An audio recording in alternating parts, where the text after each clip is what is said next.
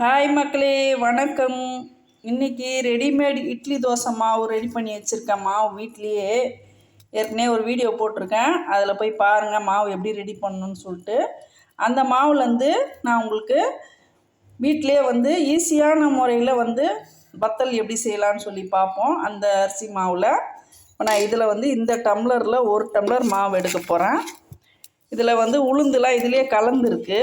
அதனால் எதுவுமே போட தேவையில்லை.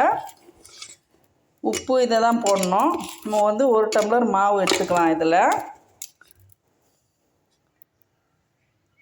இப்போ இது எப்படி செய்யலான்னு சொல்லி பார்ப்போம். இப்போ இந்த 1 டம்ளர் மாவு ஒரு தட்டில் கொட்டிக்கலாம். இதே டம்ளரில் 1 டம்ளர் அளவு தண்ணி எடுத்துக்கும். கேஸில் ஒரு பேன் வச்சுக்கலாம். கேஸ் ஆன் பண்ணிவிடுவோம். கரெக்டாக அதே மாவு எடுத்து அதே டம்ளரில் 1 டம்ளர் தண்ணி ஊற்றிக்கலாம். தண்ணி சூடு ஏறட்டும். இதில் ஒரு டம்ளர் அளவுன்றதுனால நான் 1 சிட்டிகை ஓமம் போடுறேன். ஓமம் இல்லை சீரகம் ஏதாச்சும் போட்டுங்க. உங்களுக்கு எந்த ஃப்ளேவர் பிடிக்குமோ அது போட்டுங்க. கொஞ்சமாக பெருங்காயம் போட்டுக்கலாம். அடுத்து 1 சிட்டிகை அளவு மிளகு அது போட்டுப்போம். அடுத்து உப்பு 1 சிட்டிகை போட்டுக்கலாம். 1 டம்ளர்ன்றதுனால கொஞ்சமாக போடுங்க. இது நல்லா காயட்டும். தண்ணி கொதிக்க ஆரம்பிச்சிச்சுங்க. உப்பு போட்டதுனால நம்ம நல்லா கலக்கி விட்டுடலாம். இதில் மஞ்சள்லாம் போட தேவையில்லைங்க. நம்ம இதுவே போதும். வெள்ளை கலர்லேயே செஞ்சிடலாம். தண்ணி நல்லா கொதிக்க ஆரம்பிச்சிச்சு. கொதித்தோன்னா நம்ம தீயை ஃபுல்லாக குறைச்சி வச்சுருவோம். அப்போ தான் கட்டி முட்டி இல்லாமல் இருக்கும். இப்போ அப்படியே இந்த மாவை போட்டுடலாம். இதை அப்படியே கட்டி முட்டி இல்லாமல் அப்படியே கிண்டி விடுவோம். இந்த 1 டம்ளர் தண்ணி கரெக்டாக இருக்குங்க. அதுக்கு மேலே அதிகமாக வைக்காதீங்க. அப்படியே சூட்லேயே சிம்லேயே தான் இருக்கணும். தீ அதிகமாக்கக்கூடாது. அப்படியே இந்த கட்டை கரண்டிலேயே நம்ம அப்படியே தேய்ச்சி விட்டுடலாம். கட்டி முட்டி இல்லாமல். இந்த மாவு இப்போ கிண்டுறது மட்டும்தாங்க வேலை. அதுக்கப்புறம் ரொம்ப ஈஸியாக இருக்கும் நம்மளுக்கு போடுறது. நான் எப்படி ஈஸியாக போடலான்னு சொல்கிறேன் பாருங்கள். நம்ம இடியாப்ப மாவு கிண்டுற மாதிரி நம்ம இதை கிண்டிக்கணும் நல்லாவே. பாருங்க, தீ அடுப்பு எரிஞ்சுன்னு தான் இருக்குது. கரெக்டாக இருக்குது பார்த்தீங்களா? 1 டம்ளர் தண்ணி. உங்களுக்கு சப்போஸ் நீங்கள் கிண்டும்போது உங்களுக்கு ரொம்ப ட்ரையாக இருக்கிற மாதிரி இருந்தால் கொஞ்சமாக ஒரு 2 டீஸ்பூன் அளவு ஊற்றிக்கோங்க. அவ்வளோதான். நல்லா கிண்டி விட்டாச்சு. இப்போ இப்படி இதை அப்படியே ஒரு தட்டு போட்டு மூடிடலாம். கேஸ் ஆஃப் பண்ணிடலாம். கேஸ் ஆஃப் பண்ணிவிட்டு அப்படியே தட்டு போட்டு இந்த சூட்லேயே அப்படியே அனல்லையே ஒரு 5 நிமிஷம் அப்படியே விட்டுடலாம். இப்போ இறக்கிடலாம். திறந்து பார்த்துடலாம். இப்போ இதை எடுத்து இந்த தட்டில் போட்டுடலாம்.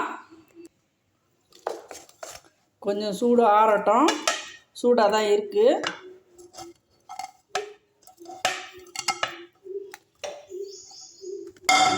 நம்ம நல்லா இடியாப்பம் மாதிரி நல்லா பிசையணுங்க.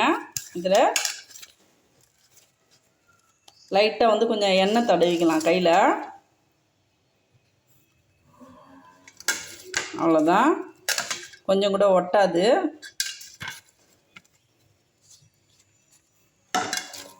சப்பாத்தி மாவு மாதிரி பிசைஞ்சிக்கணுங்க. இது பிசைறது மட்டும்தாங்க வேலை. மாவு கிண்டி பிசைறது மட்டும்தான் வேலை. அப்பளம் போடுறது ரொம்ப ஈஸியாக இருக்கும். நான் எவ்வளோ ஈஸியாக போடலான்னு சொல்கிறேன் பாருங்கள். அவ்வளோதான். நல்லா பிசைஞ்சாச்சு பாருங்கள். இந்த பக்குவத்தில் நல்லா பிசைஞ்சிங்க. கட்டி முட்டியே இருக்காது. இதே அளவு, அதாவது ஒரு டம்ளர் மாவுக்கு 1 டம்ளர் தண்ணி ஊற்றினோம்னா நம்மளுக்கு கரெக்டாக இருக்கும். இது பக்குவம். உளுந்து போட்டு செஞ்சதுனால நம்மளுக்கு வாசனை அப்படியே உளுந்து அப்பளம் மாதிரியே வருங்க. ரொம்ப ஈஸி மெத்தடு. இதுக்கு வெயிலே தேவையில்லை. நம்ம வந்து நைட்டில் தான் போட போகிறோம் இதை. இப்போ இந்த மாதிரி வந்து அழகாக வந்து நம்மளுக்கு சின்ன சின்ன உருண்டையாக வந்து போட்டுக்கலாம்.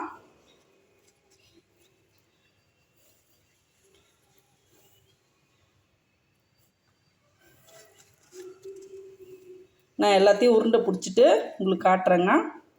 இந்த மாதிரி போட்டுட்டு எப்படி ஈஸியாக போடலான்னு சொல்கிறேன். நம்மளுக்கு இவ்வளோ உருண்டை கிடச்சிருக்குங்க. இப்போ இதை வந்து எப்படி வந்து நம்ம ஈஸியாக வந்து பண்ணலான்னு பார்ப்போம். நான் ஒரு பிளாஸ்டிக் கவர் எடுத்துக்கிட்டேங்க. இப்போ அரிசி மூட்டை வாங்கினோம்னா நம்ம வந்து கட் பண்ணி உள்பகுதியில் வந்து நல்லா தொடச்சி க்ளீன் பண்ணி வச்சுக்கோங்க. அதில் இப்படி வச்சுக்கோங்க. பாருங்க எப்படி இருக்கு. இப்போ நல்லா வெந்திருக்கிறதுனால நல்லா குழக்கட்டை மாதிரி இருக்கும். லைட்டாக வந்து ஒரு ப்ரெஸ் கொடுத்துருங்க.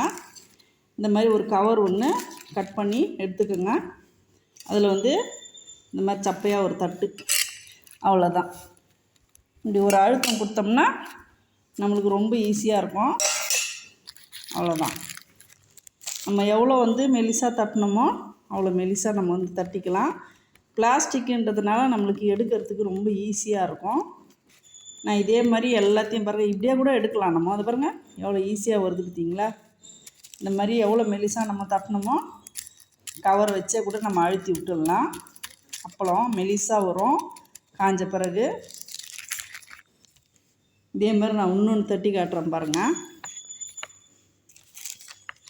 இப்படி வச்சுக்குவோம். இங்கே டம்ளர், கிண்ணம், ஃப்ளாட்டான கிண்ணம் எதுனாலும், இப்போ நான் இன்னொரு தட்டு இருக்கிறேன் பாருங்கள். இதே மாதிரி சின்ன தட்டு இப்படி ஒரு அழுத்தம் கொடுத்து இப்படி ஒரு சப்பையாக இது பண்ணிவிட்டு கையிலேயே கூட பண்ணிக்கலாம். கொஞ்சம் கனமாக இருந்துச்சுன்னா நம்ம கையிலேயே கூட நம்ம சப்பையாக வந்து ஃப்ளாட்டாக தட்டிக்கலாம். கையில் படாது, ஒன்றுமே ஆகாதுங்க. ஈஸியாக வந்து நம்மளுக்கு ரொம்ப ஈஸியாக இருக்கும் அது போடுறதுக்கு. வீட்டிலே வச்சு வீட்டுக்குள்ளேயே உட்காந்து இந்த மாதிரி போட்டு அழகாக எடுத்துன்னு போயிட்டு நைட்டு ஃபேன் காற்றுல வச்சுட்டு காலையில் வெயிலில் வச்சிடலாம். நான் இதே மாதிரி எல்லாம் போட்டு உங்களுக்கு காட்டுறேங்க. பாருங்கள், நான் இதே மாதிரி தட்டில் போட்டேன். இப்போ வந்து உங்களுக்கு டம்ளர் வச்சு ஒன்று போட்டு காட்டுறேன் பாருங்கள். இதே மாதிரி வச்சு டம்ளரில் அழகாக அழுத்தி விட்டுடலாம். ரொம்ப ஈஸியாக இருக்குங்க. நம்மளுக்கு சும்மா ஒரு 3 அழுத்து அழுத்தினா போதும். டம்ளர்லேயும் செய்யலாங்க. பாருங்கள் அழகாக வந்திருக்கு. நான் எல்லாத்தையுமே போட்டேங்க.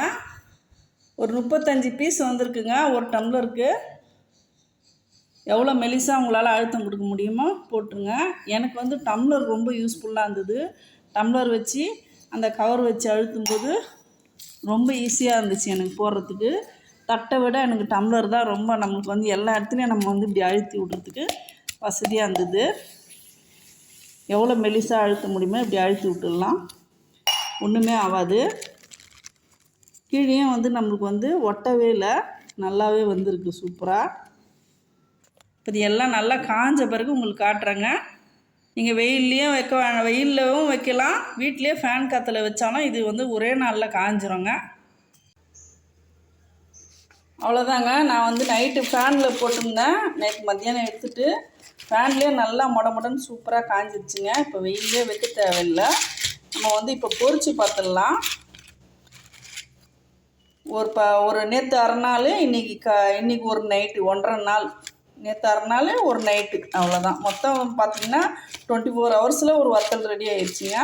நம்ம வந்து இப்போ பொரிச்சு பார்த்துடலாம் எப்படி இருக்குன்னு. ஒரு கடாயை வச்சு ஆயில் ஊற்றிடலாம்.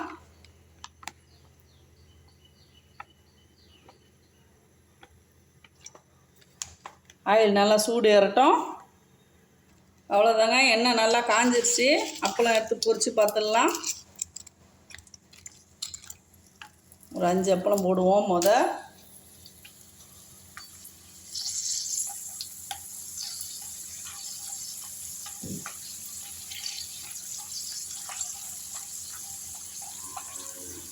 நல்லாவே சூப்பராக பொரியுதுங்க.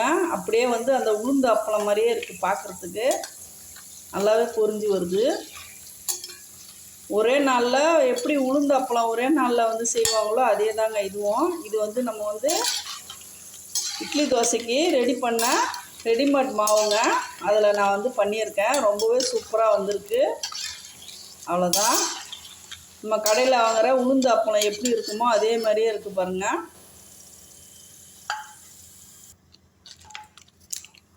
ஒரு வாட்டி போட்டுருவோம். நல்லா எண்ணெய் காஞ்ச பிறகு எப்படி பொரிக்குதுன்னு சொல்லிட்டு தான் 2வது முறை போட்டு காட்டுறேன். ஃபஸ்ட்டு எண்ணெய் வந்து கொஞ்சம் கம்மியாக இருந்துச்சு டீ. அப்படியே கடையில் வாங்குகிற உளுந்து அப்பளம் இருக்குது இல்லைங்களா, அதே தாங்க. அதே அப்புறம் நம்ம சின்னதாக வாங்குவோம் பாருங்கள், அந்த கஞ்சி வடகமாக இல்லாமல் அப்பளமாக வாங்குவோம் இல்லைங்களா, அதே மாதிரி தான் இருக்குது. டேஸ்ட் எப்படி இருக்குன்னு சாப்பிட்டு பார்த்துடலாம். அவ்வளோதாங்க, எண்ணெய் வடிஞ்சிருச்சு. இப்போ வந்து சாப்பிட்டு பார்த்துடலாம் எப்படி இருக்குன்னு. பாருங்கள், நம்ம கடையில் விற்கிற அந்த அப்பளம் இருக்குது இல்லைங்களா, அதில் வந்து பாருங்கள் இந்த மாதிரி பபுள்ஸாக வரும். இது வந்து சோடா மாவுலாம் நம்மளுக்கு போட்டு கொடுப்பாங்க. நம்ம வந்து ஹெல்த்தியாக வீட்டில் செஞ்சுருக்கோம் பாருங்கள். சோடா உப்புலாம் எதுவுமே போடல. ரொம்ப அருமையாக வந்திருக்கு பார்க்குறதுக்கு. பாருங்கள், நான் இப்போ நொறுக்கி காட்டுறேன் பாருங்கள். அதே அப்பளம் கடையில், ஆனால் கடையில் இருக்கிற அப்பளம் வந்து அப்படியே வந்து ரொம்ப லைட் வெயிட்டாக வந்து ஒரு மாதிரி இருக்கும். ஆனால் அதில் சோடா உப்புலாம் நிறைய இருக்கும். இதெல்லாம் இது போடாமல் நம்ம வந்து குழந்தைங்களுக்கெல்லாம் கொடுக்கலாங்க தாராளமாக. டேஸ்ட் எப்படி இருக்குன்னு பார்த்துடலாம். அதே அப்பளம் தாங்க, கடையில் விற்கிற அதே உளுந்து அப்பளம் தான். ரொம்பவே சூப்பராக வந்திருக்குது. நீங்களும் கண்டிப்பாக ட்ரை பண்ணுங்கள்.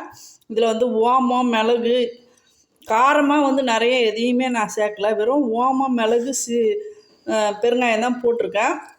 குழந்தைங்களுக்கு தாராளமாக இந்த மாதிரி செய்து நீங்கள் வீட்டில் வந்து ஹெல்த்தியாக செஞ்சு கொடுக்கலாம். இந்த வீடியோ உங்களுக்கு ரொம்ப பிடிச்சிருக்கும்னு நினைக்கிறேன். வீடியோ பிடிச்சிருந்தா லைக் பண்ணுங்கள், ஷேர் பண்ணுங்கள், சப்ஸ்கிரைப் பண்ண மறக்காதீங்க. தேங்க்யூ மக்களே.